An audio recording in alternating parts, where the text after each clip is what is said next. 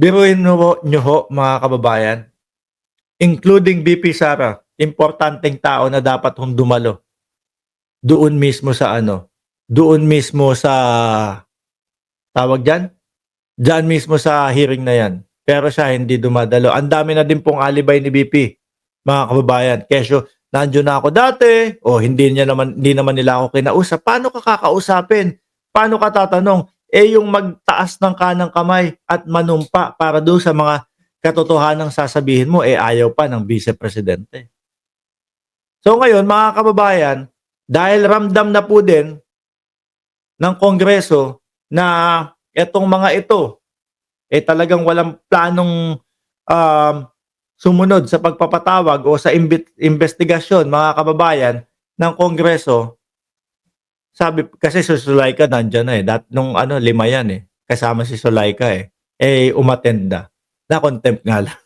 Na-contempt nga lang ho. Hanggang November 25 yon, hanggang sa susunod na hearing. O yung 4, hindi pa din ho mga nagpapakita, mga bossing. Ayan, for no-show OBP officers facing criminal charges, jail term, mga kababayan. O, sabi dito, no?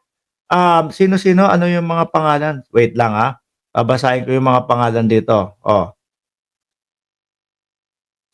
Naka-contempt din to. Si Lemuel Ortonio. Alam ko ito yung pinaparedy yung hindi yata sa Kongreso. Kung hindi ako nagkakamali yung Lemuel Ortonio, hindi yata sa Kongreso papasok sa oblo yun.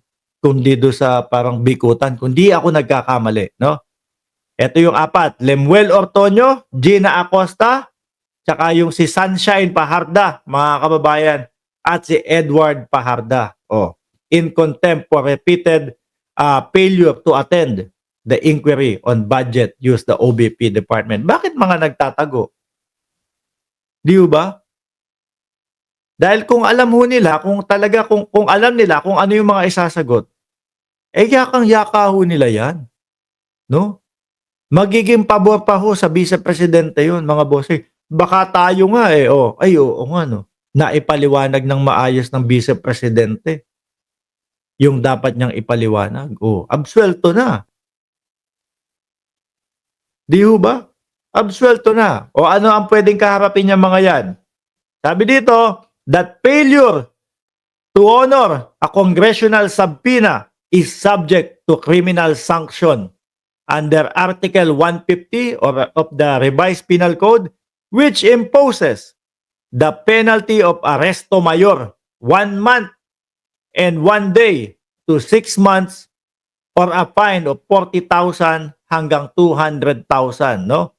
Or both, or any person who having been duly summoned to attend the witness before the Congress. Yan po ang mga patutunguhan nila.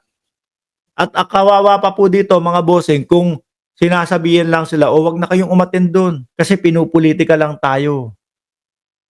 Mas kawawa po sila, mga kababayan. Naiipit po sila. Siguro dahil kapag sila umattend, kagaya po ng mga nangyayari, madudulas at madudulas din po sila doon sa kanilang mga sasabihin na hindi dapat nila masabi. Kaya naman yung grupo nila, ang nagiging tawag dito, solution is wag umattend, magtago. Pero ngayon po, mga kababayan, ang tingin ko ho dito, mapipilitan na po yan, mga bossing. Mapipilitan na po yan mga magsilabas. Criminal po yung i-charge sa kanila. For no-show OBP officers facing criminal charges, jail term. Sila po yung mga dapat, no? Na tao na uma-attend doon kasi sila yung dapat, sila yung mga nakakaalam nila. Ibig sabihin, sila po yung mga nasa inner circle. Sabi ni Telma Bersosa, kawawa ang mamamayang Pilipino na nagbabayad ng tax para lang ipasahod sa kanila. Pati kaban ng bayan, kinurakot pa nila. Sabi ni Janelle, sorry. Sabi ni Janelle, laking sisi ni Lopez ngayon. Sana di na lang siya umuwi from US. Baka ganyan din ho ang mangyari dyan. No? baka kasama din po yan na papatawan o i-charge ng criminal charge ho, mga boss.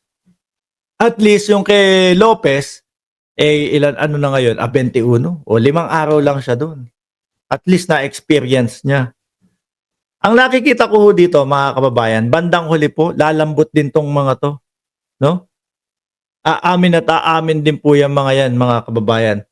Ilalahad din po niyang mga yan, yung mga katotohanan. Oh. Ang ending, baka ang ating Vice Presidente, mga kababayan, ma-impeach po. Dahil po sa mga ganyan mga pangyayari na hirap ipaliwanag po. Ano? Hirap silang ipaliwanag. Yan ang indikasyon kung bakit sila ayaw nilang mga magsi-attend. Oh. Minsan naawa ako sa tauhan ni Sarah. Ipit po yung mga yan. Oh. Hindi nila alam kung saan pupunta. Na kapag nagsalita, siguro, no? Pag nagsabi kung nang hindi dapat natin nalalaman, mga boss, sila naman ang mayari. Sabi ni Jean Prix, libre naman lahat si Lopez. Wala nga lang, sobre. Sabi ni Datwali, Haidar, Hanok, sabi sa isang vlogger ni BBM, nasa na ang 20 million project ni Inday Sara para sa kalsada at flood control. Anyway, mga bossing, dyan po sa 4, no? Babalitaan o ibablog po natin yan kung sisiput po sila. Pero nakikita ko po dyan, mga bossing, mga magsisiputan na po yan, no? Iisipin na lang nila, hindi naman tayo yung pinaka-mastermind kung sakali dito. Bahala na yung susunod. Meron tayong mga pamilya, may mga anak tayo na naghihintay sa atin. Kapag napatawan tayo ng criminal charge, yari pa tayo. Kaya ang nakikita kong ending nito, mga boss, mga magsisikanta din ho yan. Sabi ni Ma'am Trexie Villa, please don't forget to like, share, and subscribe. Salamat po, Madam. Oh. So, paano mga bossing? 4 din yan, no? Na pinag-usapan natin. Kayo po, iwan nyo dyan sa comment section. Sa tingin nyo po ba, mas mauuna yung impeachment ng ating Vice Presidente, Inday Sara Duterte? Or mas mauuna yung sinasabi ng mga DDS na mapapatalsik nila ang ating Pangulo? I-comment nyo dyan kung alin ang mas mauuna. Pero para ho sa akin, mga bossing, mas makatotohanan, mas malapit sa katotohanan yung ma-impeach ang Vice Presidente. Dahil po dito sa mga hindi maipaliwanag na usaping budget, usaping kaperahan, o usaping tax ng bayan. Maraming salamat po and God bless po sa atin lahat.